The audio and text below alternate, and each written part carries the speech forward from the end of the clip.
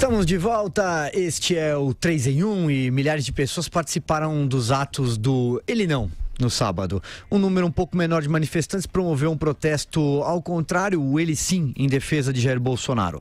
O Ele Não foi registrado em mais de 40 cidades. Destaques para São Paulo e Rio de Janeiro, que receberam, segundo os organizadores, 150 e 200 mil pessoas, respectivamente.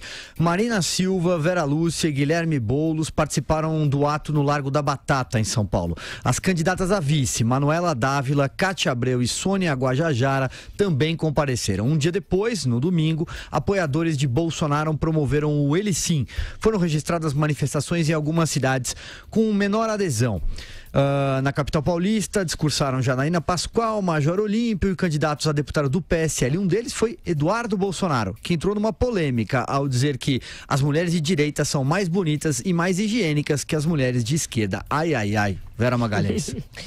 Silvio, eu acho que os dois protestos foram grandes. Eu acompanhei, que eu estava de plantão no BR-18, foram bem extensos e eu acho que a gente não deve cair, e os eleitores e ouvintes e internautas do 3 em 1 também não devem cair na esparrela de ficar querendo desqualificar um ou outro movimento, porque isso depois vai se mostrar inócuo. É inócuo você brigar contra fatos. O mais inteligente é analisar o que os fatos significam. Então, houve um grande contingente de pessoas, na sua maioria mulheres, que saíram às ruas no sábado em várias cidades para protestar contra o Jair Bolsonaro e aquilo que estas pessoas que protestaram acreditam que ele representa. Portanto, não adianta esbravejar, não adianta dizer que essas pessoas não se depilam, que elas são isso, são aquilo, porque essas são pessoas que votam, são pessoas que terão de ser governadas pelo futuro presidente da República e, portanto, elas têm direito à voz numa democracia.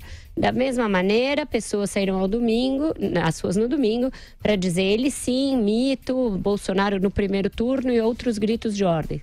Não adianta esbravejar, babar, dizer que essas pessoas são fascistas, que são direitistas acéfalos, porque essas pessoas votam e vão ser ouvidas.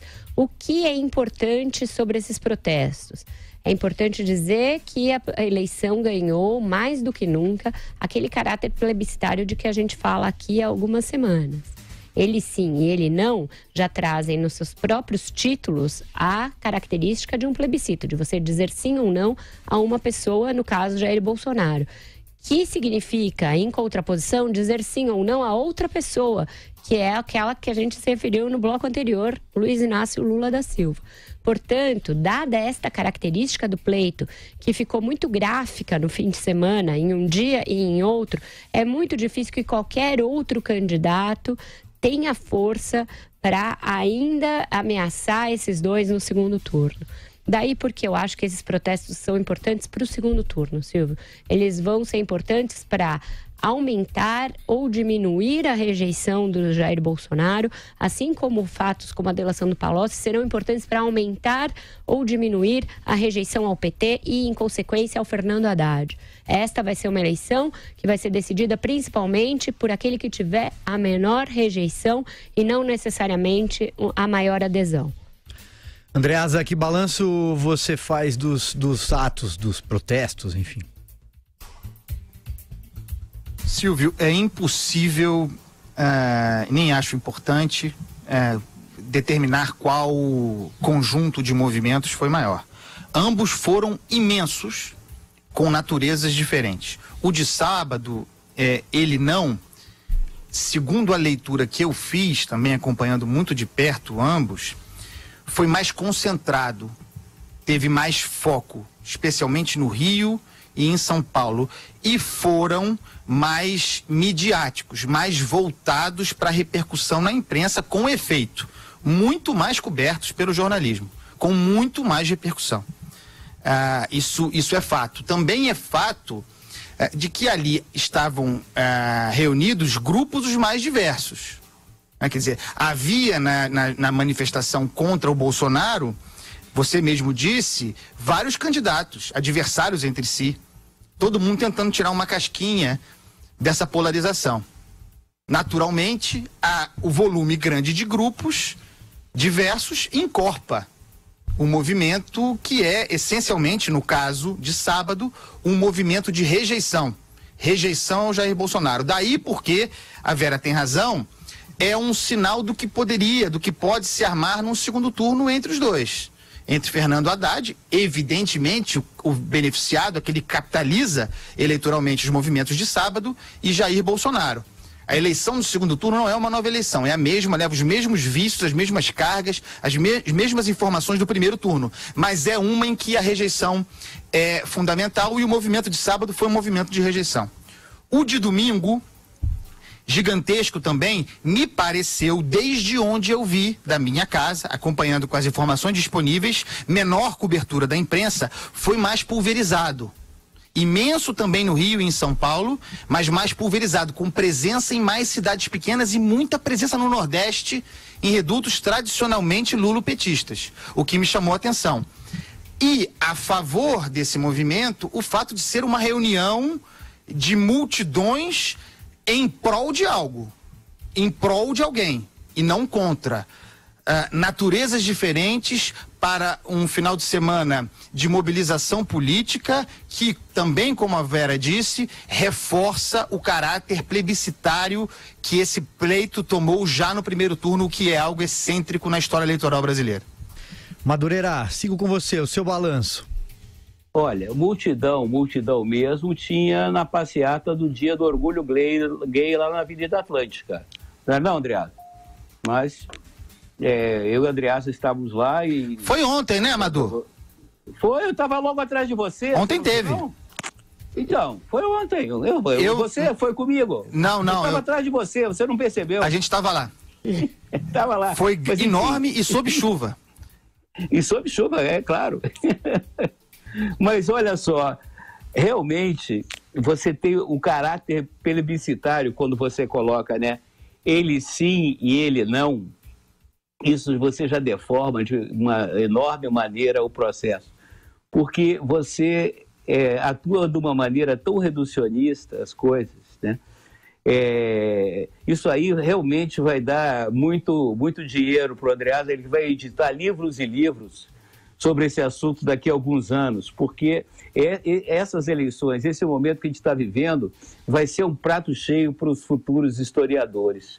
Mas quando você tem essa questão, né, ele sim, ele não, acaba sendo também uma espécie de plebiscito às avessas, porque ele propõe o seguinte, é um voto de rejeição. O voto não é aquele voto que você mostra o seu desejo de votar num candidato ou numa candidata pela a convergência de ideias, de proposta, né? Você vota num outro candidato, numa outra candidata por exclusão, porque ele não, né? Aquele ali não.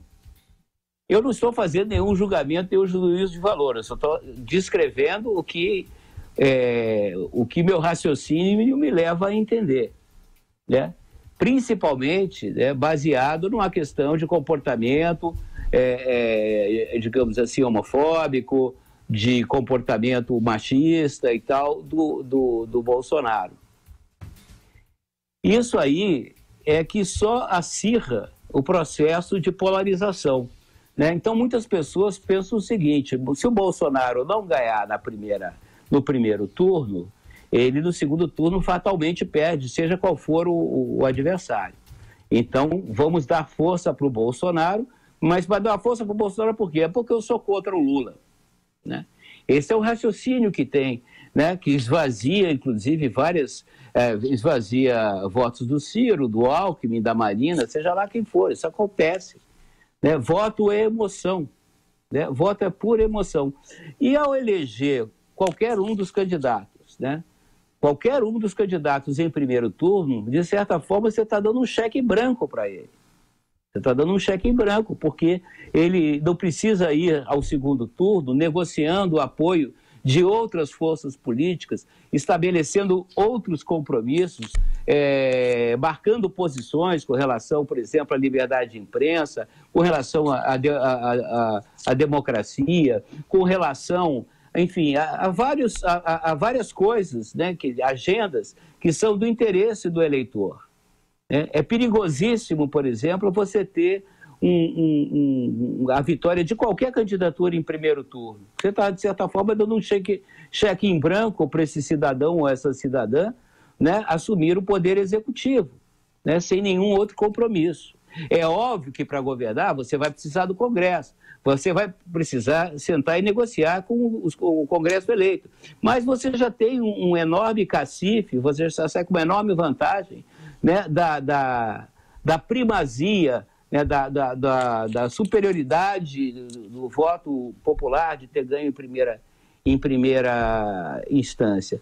Isso tudo é que vai me deixando sempre preocupado. Quer dizer, esse processo de polarização que ele é, digamos assim, catalisado, né? Ele é forçado por esses movimentos que eu acho que são reducionistas. São reducionistas, eles simplificam as questões, e as questões, como tudo na vida, elas são complexas, elas não são assim tão simples, né? Então, eu até gostaria de ouvir meus colegas sobre isso, mas enfim, é mais uma preocupação para nós brasileiros.